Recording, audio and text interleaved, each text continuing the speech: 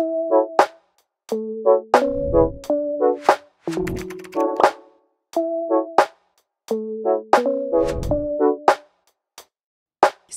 tai su jumis šiandien sveikinuosi vėl aš Vilma. Ir aš Andrius iš Akademija Dominarum. Na, išmokom prisistatyti, paminėjom iš kurio karto? Iš ketvirto. Jeigu neklystu. Taip. Tai nieko baisaus, jau kaip ketvirtas kartas, tai jau kažkaip į tą pusę jau teisinga linkme einam. Taigi šiandien mes kalbėsime apie strateginių sesijų tikslus ir uždavinius. Man tai ta tema yra be galo sunki. Man atrodo, nes labai atsakinga ir labai sudėtingai skamba. Bent jau. Nežinau kaip, bet man tai taip atrodo. Ir kaip ir bet kokią temą, tokią sunkią temą, tai aš noriu pradėti vėlgi nuo sąvokų. Kad suprastume, tai kas yra tie tikslai, kas yra tie uždaviniai ir ar jų iš vis reikia. Pradžio gal pasakysiu, kad tai yra labai įdomi tema man. Ir čia yra pati linksmiausia sesijos dalis, tai yra antroji dalis, tada, kada su dalyviais ruošiam taktinį planą. Tai pagaliau būna taip, kad viskas, ką kalbėjome iki tol, pradeda virsti kūnu ir realiais įgyvendinamais veiksmais. Kalbant apie sąvokas, pirmą dalyką pasakysiu galbūt atsakant, ar būtina šita dalis, nes kartais būna taip, kad įmonės vadovas arba strategai sako, mums reikia išgryninti strateginės kryptis, o paskui jau įgyvendinti mes žinom, kaip įgyvendinti. Lyg tai būtų nebūtina eiti į taktinį veiksmų planą, būtina formuluoti tikslus, būtina formuluoti uždavinius ir tai turi būti suderinta su pirmąja pusė strategijos nustatymo ar su tais dalykais, kuriuos mes išgryninam kaip strateginės kryptis. Tai dabar, kalbant jeigu apie sąvokas, kaip apibrėžčiau šitos dalykus, tikslas, aš sakyčiau taip vadybiniu požiūriu, tai yra mūsų kaip strategų įsipareigojimas įgyvendinti veiksmus ir priemonės, kad atsidurtumėm ten, kur planavom. Tokie keli elementai. Tai reiškia, kad galvodami apie tikslus mes, pirmas dalykas, tai projektuojam ateitį, kur norime atsidurti. Taip. Ar pajamomis, ar procesais, ar žmonėmis, ar technologijomis, produktais, paslaugomis, nesvarbu, mes projektuojam, kokia turi būti situacija po kurio laiko. Ir tai, sakom, yra tikslas. Mes esam priversti galvoti apie įgyvendinimo priemonės, kur pats tikslas savaime, jisai neveikia. Kaipgi be jo. Mums reikės pasirinkti kažkokias tai priemonės to tikslo įgyvendinimui. Tai tas priemonės mes turim išgalvoti, išmastyti ir pasirinkti būtent tas, kurios yra tinkamos. Ir dar vienas dalykas, tai įsipareigojimas. Už strategijos įgyvendinimą atsakingi tie žmonės, kurie dalyvauja strateginėje sesijoje arba tą strategiją nustato. Tai šitoj vietoj mes, kurdami tuos tikslus, įsipareigojame tuos tikslus ir siekti arba pasiekti. Ir tai reiškia, kad juos kūrėm atsakingai, su atsakomybė realius tokius, kokius iš ties būtų galima pasiekti.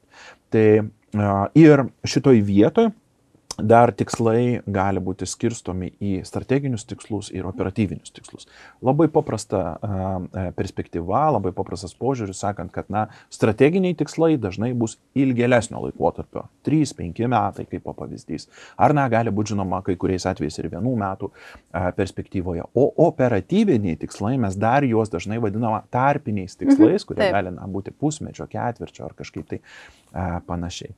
Žinoma, yra ir kitų skirstimų arba kitų perspektyvų, bet mano patirtyje tokios paprastos perspektyvos dažniausiai yra aiškiausios arba jų pilnai pakanka tam, kad mes galėtumėm dirbti su tikslų nustatymu.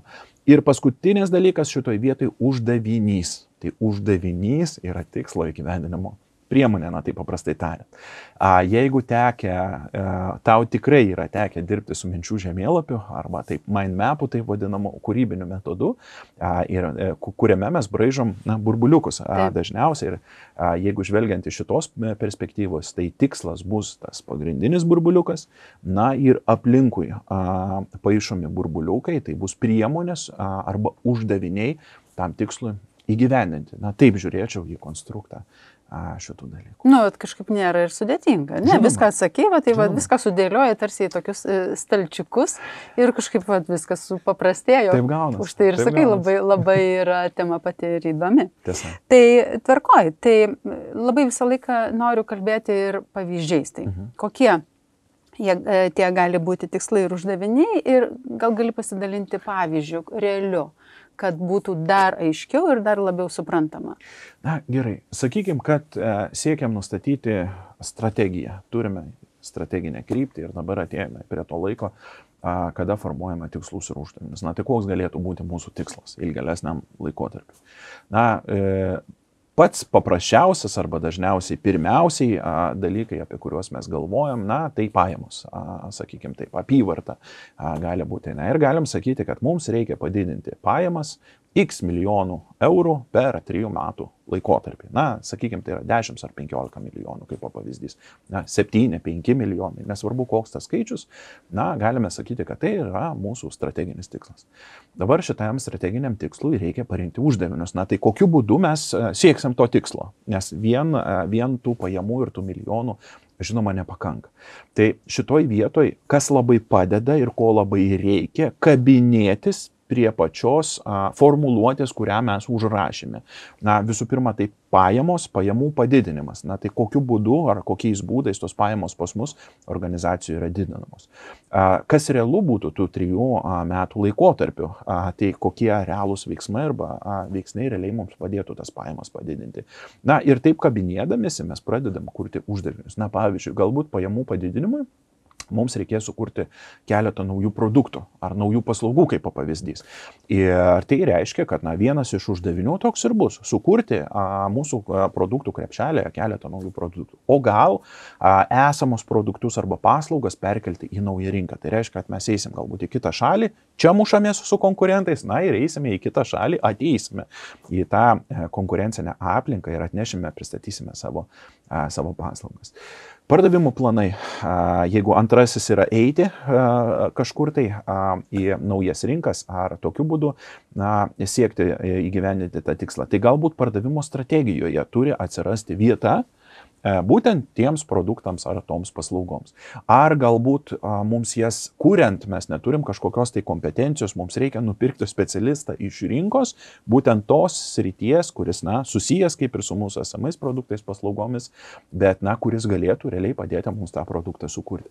Galbūt reikės apmokyti darbuotojus, nes yra jau kompetencijos, kurios mums reikia, bet įvedant tas naujas paslaugas, produktus pristatant rinkai, mums reikia ir tobulinti esamų darbuotojų kompetencijas. Čia vėlgi dar vienas uždavinys. Na tai, kas gaunasi tokiu būdu? Gaunasi taip, kad žinodami arba matydami tą tikslą, mes sukuriam priemonės mums, mūsų organizacijai, mums kaip vadovams, kaip padalinių atstovams, ar tų verslo sričių atstovams, realias priemonės kaip uždavinis to tikslo įgyvendinimo. Tvarkoj, bet aš, man atrodo, žinai, pasižymėjus turiu klausimų, kuriuos tau... Tai va dabar va čia toks, žinai, atsakėm į vieną, bet iš po jo dar toks prieš turėjo būti dar vienas klausimas, žinai, nes va dabar va kilo man toks va supratimas ir suvokimas, kad, o tai tvarkoj, tai kaip mums tą padaryti? Kaip? Čia va supranti, va, žinai, nuo ko pradėti? Nes kaip sakei, vieno žmogaus strategiją aš netikiu. Tai va čia va irgi, ar ne, kaip pavyzdys pardavimų strategija. Tai reikia ir finansinius dalykus išmanyti, ir finansininkus įtraukti, ar ne, galbūt ir pačią gamybą įtraukti, ir labai daug dedamųjų. Tai va, čia va, tai turiu lyg ir mintį, bet tai nuo ko pradėti? Na, pradėti... Čia toks grįžimas tarsi atgal, tai vat ir dėl to ir sakau, tas klausimas gimė šiek tiek, žinai, po visko, bet grįžimas į priešą. Jeigu kalbėti apie pačią pradžią, visgi kaip siūlyčiau prieiti prie tikslų formulavimo, ir tai reiškia, kad mes nesėdame prie stalo formuluoti tikslų. mes prieiname prie tikslų formulavimo ir tai yra nuoseklus procesas. Aš siūlyčiau atsispirti nuo dviejų dalykų. Vienas dalykas tai žvelgti į esamą organizacijos situaciją. Ir apskritai, net ir mums kaip specialistams, mums kaip žmonėms, tas yra labai naudinga atsispirti nuo esamos situacijos. Klasikinis vadovėlis strateginiais klausimais mums siūlo keletą perspektyvų. Vidaus perspektyva, tai organizacijos stiprybės, silpnybės, kurios gali reikštis įvairiose sritise. Ir technologijos, ir procesai, ir valdymas, ir finansai. Įvairias sritis mes turime įvertinti ten, kur esam stiprus ir ten, kur esam labai silpni. Pasižiūrint į esamą situaciją. Tada, žinoma, pasižiūrėti ir į išorę organizacijos, išorės galimybės arba išorės grėsmės. Tai kokios galimybės yra išorėje, kurios padėtų mums, arba kokios grėsmės, kurios kažkaip apriboja mūsų verslą, mūsų veiklą.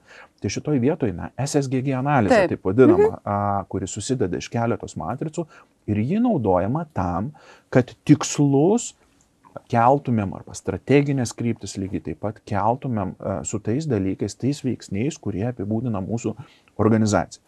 Ne visada tai būna. Organizacija gali tiesiog išsikelti tikslą ir nežiūrint į esamą situaciją. Tai tokiu atveju, ką siūlyčiau matuoti, koks yra atotrūkis tarp šiandieninės situacijos ir to norimo tikslo, kuris yra kažkur ateityje. Tai jeigu sakome, kad mums reikia padidinti pajamas, vėlgi, kaip prisirišant, jeigu prie šito pavyzdžio, po kažkurio tai laiko, tai kur esam šiandieną, kokia ta situacija šiandieninė ir kokius realius resursus mes turim. Ar turim žmonės, ar turim kompetencijas, ar turim procesus kaip pavyzdys, ar turim pastatus galiausiai, ar panašius veiksnius, kurių mums reikia to tikslo pasiekimui. Tokiu būdu pasižiūrint į tą atotrūkį, kiek realu mums tą tikslą įgyvendinti, jeigu jau mes neturime kažkokių tai duomenų iki tol. Tai galbūt taip žiūrėčiau, kaip į tokį pradinį tašką. O sakyk, prašau, kada galima patiems visą tai atlikti ir ar jau būna kažkoks indikatorius, kad reikia pagalbos iš šalies? Bet čia, supranti, toks, lyg ir žinau, bet lyg ir nežinau kažko. Tai gal yra kažkoks toks, kaip identifikuoti, kada jau čia galėtų mums tas trečias iš šalies pagelbėti? Aš sakyčiau taip. Vėlgi, privalau pasakyti, kad nereikia, jeigu nereikia. Čia ne apie tai klausimas. Šitoj vietoj, kas svarbu, nereikia, jeigu gaunas. Turiu galvoje. Taip. Jeigu mums organizacijoje su vadovų komanda, su vadu, direktorium, akcininku, su specialistais, kurie dirba organizacijoje, pavyksta išsikelti tuos tikslus, kurie sukuria didžiausią vertę arba kurie lemia didžiausius pokyčius, kurių mes ir norim, tos pokyčius, kuriuos mes ir prognozavom. Jeigu tai pavyksta, iš išorės konsultanto aš tikrai nekviesčiau. Su viena sąlyga. Jeigu tie tikslai, kuriuos mes keliam, nėra iš piršto laužti. Puikiai žinai, kad kartais mums klientai atsiunčia savo tikslus, uždavinius.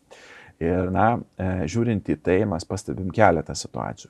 Viena situacija, tai yra absoliučiai nerealūs tikslai, nerealūs pasiekti per tą laikotarpį, kuris yra nustatytas. Tai, kartais netgi patys dalyviai sako, suformuluota labai teisingai, bet visiškai nerealu, absoliučiai nerealu. Mes ką tik turėjom tokią situaciją. Tai vienas dalykas. Antras dalykas, tų tikslų tiesiog gali būti per daug. Ir fiziškai neįmanoma visų jų įgyvendinti tada, kada norisi viską pataisyti, viską pasiekti ar viską padaryti. Fiziškai tai neįmanoma ir tiek dėl vienos, tiek dėl kitos situacijos gali būti taip, kad mes kūrėme stalčiaus strategiją, kuri nuguls į stalčių.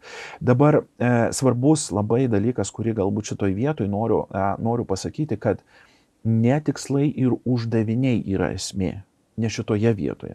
Esmė yra pasirinkti būtent tuos tikslus ir tuos uždavinius ir tiek, kiek jų reikia didžiausiam įmanomam pokyčiui sukurti. Didžiausiai įmanomai vertį sukurti. Vadinasi, keldami tikslus mes turim turėti omenyje tas verslo sritis, kuriuose įmanoma sukurti didžiausią pokytį ir pasirinkti būtent tuos tikslus ir uždavinius, kurie tą pokytį pajėgus sukurti. Ir žodžiu, kurti ne lozungus, Ne. o realius, sakykime, tikslus, ar ne? Mes irgi turėjom tokių pasiūlymų. Sutinku. Dalyviai siūlo, ar ne, irgi Taip. neturim tokį. Surašykim. Lozungėliai, lozungai ir skaitai tai apie ką, toks... Apie nieką. Taip, Tikslų kėlimas, tikslų kėlimo procesas, tas taktinis veiksmų planas vėlgi yra protingas ir nuoseklus procesas, kuriuo mes turime siekti eiti, tam, kad tie tikslai būtų realūs ir pasiekiami. Taip, kaip reikalaujama pagal Taip. tikslų kėlimo metodikas. Realumas, pasiekiamumas, išdėliojimas laike, atsakomybės, panašus dalykai. Vienareikšmiškai. Tai gerai, tai kiek tų tikslų tada išsikelti, kad jie būtų įgyvendinti, kad jie nevirstų stalčiaus strategijos tikslais ir kaip žinoti, kad nebūtų nei per daug, nei per mažai, ar ne? Nes mes, kai išsikeliam per mažai, neambicingas, ar ne? Neturi ambicijų. Taip. Kai išsikeli per daug, žiūri, kad neįgyvendinama ir vėl svyra rankos. Ir va čia kur tas vidurys, tai kiek tų tikslų turėtų būti, kad būtų optimalu? Šitoj vietoj aš galbūt sakysiu taip, tikslų reikia vienas dalykas, tai reikia išsikelti tiek, kiek iš tikrųjų įmanoma pasiekti per tą laiką, kuriam nustatinėjom strategiją. Bet koks termometras, supranti, pamatuoja, kiek jų reikia, ne, kaip žinoti? Labai geras klausimas iš tos perspektyvos, žvelgiant į tikslų siekimo procesą. Taip. Bet kodėl sakau, kad tikslų siekimo procesas yra nuoseklus ir visgi tai yra procesas, kuriuo mes turime eiti. Jeigu mes tinkamai vertinam esamus organizacijos resursus ir keldami tikslus į tuos resursus atsižvelgiam, dažnai net iki tikslo formuluotės jau būna aišku, kas realu, kas ne. Ir kartais netgi būna tų diskusijų auditorija, kada dalyviai sako, Jėzus, mes per pusę valandos išsikėlėm tikslus, kurie bus strateginiai metams ar keletui metų. Ir labai dažnai man tenka pasakyti, jūs ne per valandą ir ne pusvalandį tuos tikslus įsikėlėte, jūs apie tai kalbate 2 dienas. Taip. Ir dabar tiesiog yra taškas, kai jūs priėjote prie tos galutinės formuluotės tikslo, kuris yra vertingiausias, kuris yra svarbiausioje srityje ir kuris atneš didžiausią pokytį. Vienas dalykas.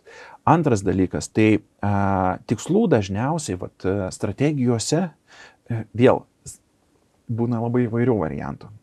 Kalbant apie geruosius variantus arba gerasias tokias praktikas, tai 3, 5, kartais 7 strateginiai tikslai, kurių pilnai pakanka tam, kad organizacija pasikreiptų norimą linkme. Ir tai susiję ir su laikotarpiu. Metams, 3 metams ar 5 metams mes keliam tos tikslus. Aš žiūrėčiau į tikslų kiekį iš darbo inovacijų perspektyvos. Dėl to, kad strateguojant, pasirinkus vieną strateginį kryptį ar keletą strateginių krypčių, mes inicijuojam pokyčių projektus. Ir sakom, kad tai yra tikslai, uždaviniai, veiksmų planai. Ir tas pokyčių projektas ir yra būdas mums eiti tą strateginę kryptimį. Čia mes sakom, kad yra tikslas. Dabar tie pokyčių projektai, jie nėra įgyvendinami taip. Tam reikia ir terminų, tam reikia ir dažnai komandos, kuri įgyvendintų, ne vieno žmogaus. Taip. Tam reikia periodinių susitikimų, tam reikia atsakomybių labai konkrečių ir labai aiškių, ką kiekvienas žmogus darys tą tikslą įgyvendinant arba tuos uždavinius įgyvendinant. Kartais būna taip, kad netgi uždavinius pasirinkant, uždaviniai nėra konkretizuojami, jie yra deleguojami kaip atsakomybių laukas tam žmogui, kuris turi tą kompetenciją, susijusią su ta uždaviniu. Tai būna labai įvairių atvejų, bet ką noriu pasakyti, kad tai yra pakankamai kompleksiški ir sudėtingai įgyvendinami tikslai, kurių daug tikrai nepasirinksi. Ir kur esmė šitoj vietoj? Esmė, kad prie darbo stalo atskirai atsisėdę, mes, atsiprašau, užsiriškimą galime pripiškinti tikslu, Tikrai, kiek tai nori. Taip. Bet sesijos metu arba ko reikėtų siekti, pasirinkti tik tai tuos esminius, kurie iš tikrųjų padėtų pakeisti situaciją. Iš tiesų. Taip, tai klausimų aš tau daugiau šiandien neturiu, nes aš jų turiu iš tikrųjų, bet mūsų laikas baigėsi. Ir jeigu mes neatsakėme į jūsų klausimus, kurie jums rūpi, mielai kviečiu po šio video juos parašyti mums ir mes tikrai jums atsakysime šios temos rėmuose. O aš sakau jums šį kartą iki malonaus ir mes sekantį kartą kalbėsime apie strateginių sesijų metodų ir technikų pasirinkimą. Ačiū, linkiu strateginės drausmės ir iki kitų kartų. Ačiū labai.